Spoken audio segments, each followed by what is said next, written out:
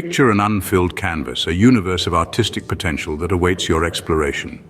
This is our point of departure, beginning with a pencil, an ambition, and a sprinkle of creative stimulus.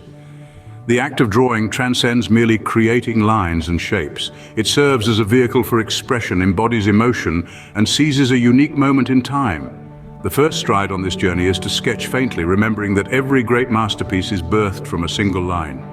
Next, delve into the world of shapes, circles, squares, and triangles. These are the basic components that constitute every image. The third step, the embellishment of details.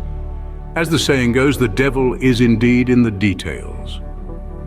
The fourth chapter of this journey introduces shading. This transformative step adds depth and vitalizes your creation. Concluding the process but marking the beginning of a new cycle is practice. Achieving mastery is a journey in itself, taking time and unwavering patience.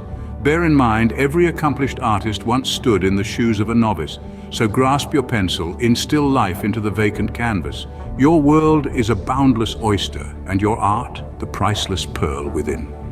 Throughout this voyage of creativity, there's no definition for right or wrong, only the consistent rhythm of progress. So go ahead, create, explore, and express. Welcome to the captivating realm of drawing.